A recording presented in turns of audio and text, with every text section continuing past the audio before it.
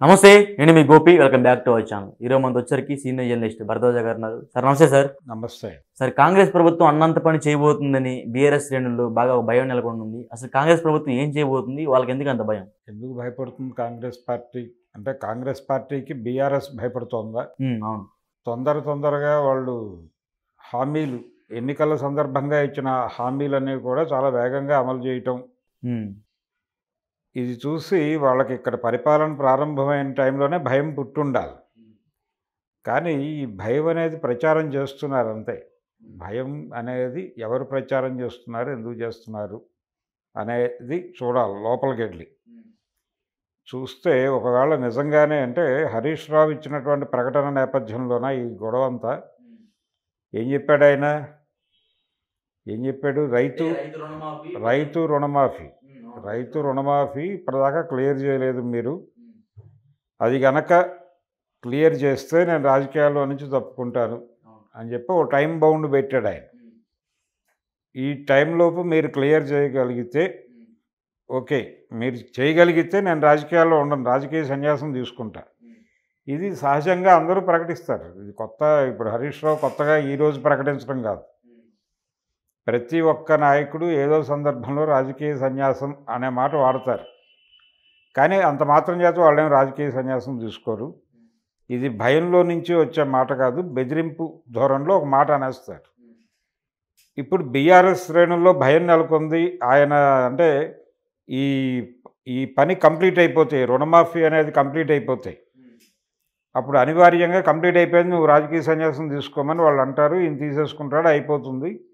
హరీష్ రావు అనేటువంటి ఒక ధృవతార, రాజకీయ ఆకాశం నుంచి నిష్క్రమణ అని చెప్పేసి ఒక హెడ్డింగ్ పెట్టి వార్తలు చదువుకోవచ్చు. ఆ పరిస్థితి వస్తుందేమో అనేటువంటి ఒక భయం చాలామందిలో కనిపిస్తోంది. కానీ అది కూడా నటనే. ఇటువంటి ప్రమాదాలు ఏమీ ఉండవు. ఆయన ఏమీ రాజకీయ క్షేత్రం వదిలి వెళ్ళిపోడు. అంటే హరీష్ రావు మాట తప్పుతాడా? హరీష్ రావు మాట తప్పుతాడా లేదా అన్నది కాదు క్వశ్చన్. ఆర్గ్యుమెంట్లోకి ఎలా వస్తుందంటే విషయం, మేము ఈ లెవెల్ భయపడితే తప్ప, అంటే మీరు చేస్తే మేము రాజకీయాల్లో నుంచి తప్పుకుంటాం అంటే తప్ప మీరు ఈ పని చేయలే. మేము ఆ మాట అన్నప్పుడు మీకు ఉత్సాహం వచ్చింది, వచ్చి ఈ రుణమాఫీ అనేది వేగంగా చేశారు. ఇప్పటిదాకా ఎందుకు చేయలే? ఇప్పుడే ఎందుకు చేశారంటే ఇక్కడ మీ మోటో ఏమిటి? రైతుల రుణమాఫీ మీద మీకు చిత్తశుద్ధి లేదు. మీ చిత్తశుద్ధి దేని మీద ఉంది? మమ్మల్ని రాజకీయాల్లో నుంచి బయటకు పంపించడం మీద ఉంది. మమ్మల్ని రాజకీయాల్లో నుంచి బయటకు పంపించడానికి ఒక దొరికిన అవకాశంగా చూసుకుని మీరు రైతు రుణమాఫీని చెప్పిన టైంలో సెటిల్ చేశారు. అందుకని మీకు ప్రజల పట్ల బాధ్యత లేదు. మీకు ఈ రాష్ట్రంలో ఉన్నటువంటి ప్రతిపక్షాన్ని పూర్తి స్థాయిలో బయటకు నడిపించడం లక్ష్యంగా మీరు రాజకీయాలు నేర్పుతున్నారు అని మాట్లాడి రాజకీయాల్లో కొనసాగుతాడు హరీష్ రావు. ఎవరేం చేస్తారు? అలాంటి ఆర్గ్యుమెంట్ చేయటం ఆయనకు తెలియక కాదు కదా, కొత్త ఏం కాదు కదా. ఇలా రాజకీయ సన్యాసాలు కేసీఆర్ చాలాసార్లు తీసుకున్నాడు. కాబట్టి వీళ్ళేదో చెప్పారు కాబట్టి వాళ్ళేదో రాజకీయ యవనిక నుంచి పూర్తి స్థాయిలో తప్పుకుంటారు అనుకోవడం భ్రమ. ఒక రైతు రుణమాఫీ కాదు సార్, మిగతా అన్ని పథకాలు కూడా రన్ అవుతూనే ఉన్నాయి. అంటే వీళ్ళు కేవలం రైతు రుణమాఫీని ఎందుకు టార్గెట్ చేశారు? రైతు రుణమాఫీ అనేది కొంచెం ఎక్స్పెన్సివ్ ప్రోగ్రాము. దానికి సిద్ధపడతారా పడరా అనేది ఒక డౌట్. ఫేజ్ మేనర్లో చేసుకుంటూ వస్తున్నారు వాళ్ళ ప్రయారిటీస్ని బట్టి ఇచ్చిన హామీల ప్రయారిటీస్ని బట్టి చేసుకుంటూ వెళ్తున్నారు. ఇది ఈరోజు కాకపోతే రేపైనా అవ్వాల్సిందే. కాకపోతే వీళ్ళ డిమాండ్ వలన దాన్ని కొంత ముందుకు జరిపొండొచ్చు. ఆ ముందుకు జరపటం అనేది మా ఛాలెంజ్ వల్లనే కదా జరిగింది అని వాళ్ళు అనొచ్చు.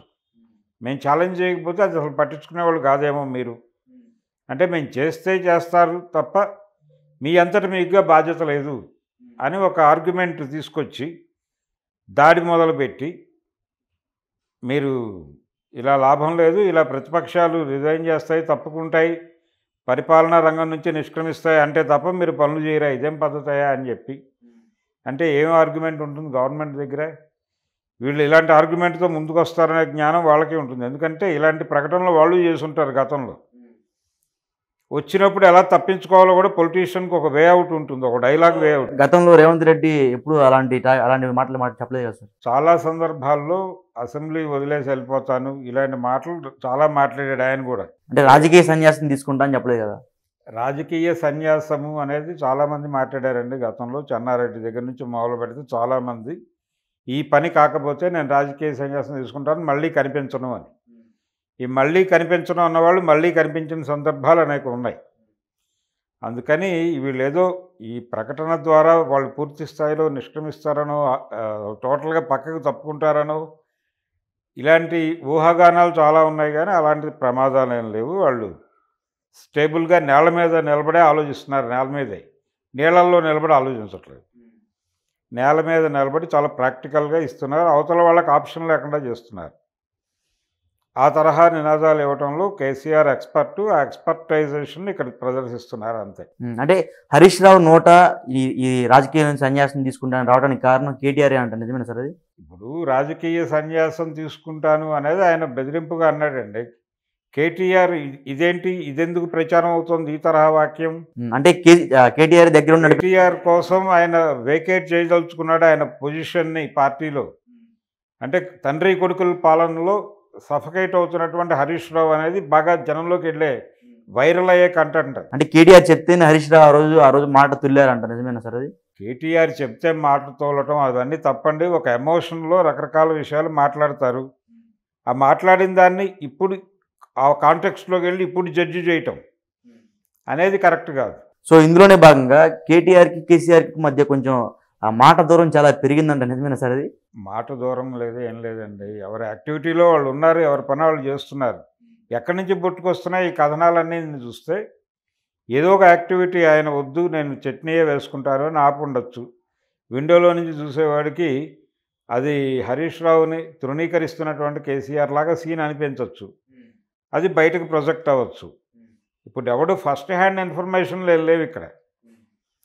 చాలా తక్కువ మంది మాత్రమే ఫస్ట్ హ్యాండ్ ఇన్ఫర్మేషన్తో ఉన్నారు. వాళ్ళందరికీ కూడా ఉండాల్సిన జ్ఞానం వాళ్ళకు ఉంది. వాళ్ళు అక్కడ ఉన్నది కాకుండా ఇంకేదో చెప్పి వ్యవహారాన్ని బతికిద్దామని ట్రై చేస్తున్నారు. ఆ తాపత్రయం చాలా స్పష్టంగా కనిపిస్తోంది అక్కడ విజిబుల్గా. ఇంకా దీని గురించి ఇక్కడ ఫుల్ స్టాప్ పెట్టలేదు, ఇక్కడ క్వశ్చన్ మార్క్ పెట్టలేదు. ఈ గొడవ కంటే కూడా అక్కడ చివరిగా ఎందుకు అలాగ జరిగింది అనే దాని మీద కొంచెం దృష్టి పెడితే బెటర్. ఆ మాట వచ్చేదాకా ఎందుకు వెళ్ళింది విషయం, దీన్ని టర్న్ చేస్తారు. ఇప్పుడు టర్న్ చేసి బాబు మేము అలా అంటే తప్ప దిక్కులేదు జనాలకి, మేము ఏదైనా సరే అంటే మేము చచ్చిపోతాం అంటే మీరు ఏదైనా పని చేస్తారా, ఇదేం పద్ధతి అన్న టోన్లో వెళ్ళారనుకోండి. ఇదే జరుగుతుంది ఫైనల్గా. రాజకీయ నాయకుల మాటలు అవేవో రాజీనామా లేక జేబులో పెట్టుకుని తిరుగుతున్నారు అనుకోనక్కర్లేదు. ఆ రోజు జేబులో పెట్టుకుని తిరిగారు కదా సార్? తిరుగుతారండి. ఆ రోజు వరకు గేమ్ అది. ఇది పొలిటికల్ గేము. చాలా స్పష్టంగా ప్రభుత్వం వైపు నుంచి 100 తప్పులు ఆయన జేబులో ఉన్నాయి. మీరు ఇది చేస్తే నేను వెళ్ళిపోతానంటే ఇది చేయటానికి సిద్ధపడతారు, మేము ఉంటానంటే చేయరు మీరు అనే పద్ధతిలో ఆర్గ్యుమెంట్ ట్విస్ట్ చేస్తే ఎవరు సమాధానం చెప్పాలి, ఎవరు ఎలా చెప్పాలి? అది కనీసం 4 రోజులు పడుతుంది కదా వివరణ ఇచ్చుకోవడానికి.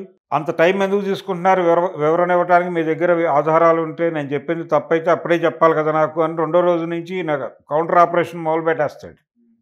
దీన్ని తట్టుకోవడం కష్టం. అందుకని యుద్ధం మొదలైంది. తెలంగాణలో యుద్ధం జరుగుతోంది, జరగనివ్వటమే. అది హరీష్ రావు రాజీనామా చేసి వెళ్ళిపోవడం ఇవన్నీ ఆలోచనలు. ఆయన ఏదో వేరే పార్టీలో చేరిపోతాడు, ఈ రకమైనటువంటి ప్రచారాలు కూడా జరుగుతున్నాయి. అవి ఏవి ఉండవు. ఆయన ప్రస్తుతానికి అక్కడే స్థిరంగా నిలబడి ఉంటాడు. ఆ గొడవ తేలాలి. ఇప్పుడు కాంగ్రెస్తోనూ ఇతర పార్టీలతోనూ ఉన్న రిఫ్ట్ గొడవ సెటిల్ అయిపోతే కొంత ఆయన పాలనాపరమైనటువంటి వ్యవహారాల్లోకి దృష్టి పెట్టి మరలించి ఆ పనులు చూసుకుంటాడు.